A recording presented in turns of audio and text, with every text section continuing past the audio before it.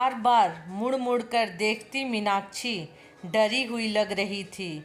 हालांकि जब उसने मुड़कर देखा तो कोई भी नहीं था, लेकिन जिस जगह से वह गुजर रही थी वह बहुत डरावनी सी और वीरान सी लग रही थी। इसका कारण था बीते कुछ महीनों में इस जगह पर होने वाली अपहरण और बलात्कार की घटनाएं। यह रास्ता उसे उसकी मंजिल तक जल्दी पहुंचा देगा, यह सोचकर वह इस रास्ते पर मुड़ गई थी। पर अब मन ही मन थोड़ा डर भी रही थी। सिर झुकाए मीनाक्षी तेज कदमों से आगे बढ़ी जा रही थी। तभी अचानक से उसे 19-20 साल का लड़का पास की पतली सी गली में से आता हुआ दिखाई दिया। मीनाक्षी थोड़ा ठिठक गई और अपनी निर्धारित गति से बिना उस लड़के की ओर देखे आगे बढ़ती रही। वह लड़का धीरे धीरे मीनाक्षी के पीछे चल रहा था। लड़के को मीनाक्षी के हाव भाव से साफ समझ आ रहा था कि मीनाक्षी डरी हुई है। उस लड़के ने पीछे से आवाज़ लगाई, दीदी दीदी रुकिए, ये आपका कुछ सामान गिर गया है। नहीं, मेरे पास तो कुछ सामान ही नहीं था, किसी और का होगा। मीनाक्षी ने अपनी जगह पर ही मुड़कर जवाब दिया और फिर आगे बढ़ गई। अरे ये गुलाबी रुमाल है, आपका नहीं है क्या? लड़के ने फिर पूछा। मीनाक्षी अपनी जगह पर ही रुक गई और इधर उधर देखकर बोली, ओह हाँ, मेरी ही है, पता ही नहीं चला कब गिर गया। Thank you. कहते हुए मीनाक्षी ने उस लड़के के हाथ से अपना रुमाल ले लिया। आप क्या हाईवे की तरफ जा रही हैं दीदी?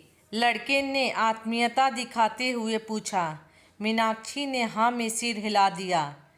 इधर से क्यों? यह रास्ता सुरक्षित नहीं है, आपको इधर से नहीं आना चाहिए था। आप कहो तो मैं शॉर्टकट से ले चलूँ आपको, भरोसा कर सकती हो मुझ पर, लड़के ने हमदर्दी जताते हुए कहा।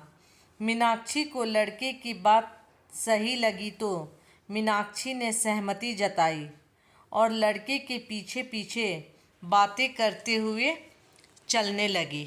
थोड़ी देर बाद लड़का एक संकरी सी गली में मुड़ गया और मीनाक्षी ने पूछा, और कितना देर है हाईवे पर पहुंचने में?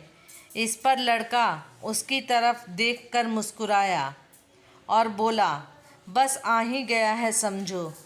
फिर जोरदार सीटी मारी। उस सीटी की आवाज़ से 4 और आदमी दाएं बाएं की गलियों से उस गली की तरफ आ गए। उनको देख मीनाक्षी को समझते देर न लगी कि वह फंस गई है। मीनाक्षी ने वहाँ से भागना शुरू किया। वे चारों आदमी और वह लड़का अपनी राक्षसी हंसी हंसते हुए मीनाक्षी को पकड़ने की कोशिश में उसके पीछे भागे जा रहे थे। भागते भागते मीनाक्षी एक पुराने से मकान में घुस गई और चुपचाप कहीं छुप गई। वे 5 लोग मीनाक्षी को इधर उधर ढूंढने लगे। बहुत ढूंढने के बाद भी जब मीनाक्षी उनको कहीं नहीं मिली तो वे लोग एक कमरे में इकट्ठे हो गए। तभी बाहर पुलिस की गाड़ी का सायरन सुनाई दिया, जिसे सुन वे पांचों एक दूसरे को देख घर के बाहर जाने के लिए भागे। मुख्य दरवाजे पर पहुंचकर देखा तो ताला लगा हुआ था। वे लोग चौंक गए। भीतर की ओर मुड़े तो देखा मीनाक्षी पिस्तौल ताने खड़ी है और 2 हट्टे कट्टे आदमी भी अपने अपने हाथों में पिस्तौल लिए खड़े हैं। यह दृश्य देखकर वे पांचों कहने लगे, हमें जाने दो, हमने कुछ किया ही नहीं है। किया नहीं है?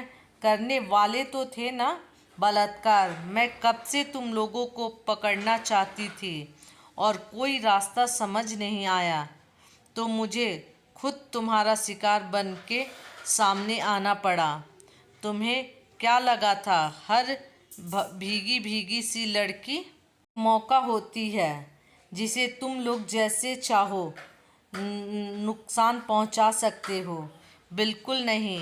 मैं बारिश में भीगी जरूर थी, अकेली भी थी, लेकिन शिकार नहीं तुम्हारा। मैं तो तुम्हारा शिकार करने आई हूँ और मैं ही हूँ इस जिले की नई एसपी मीनाक्षी ठाकुर।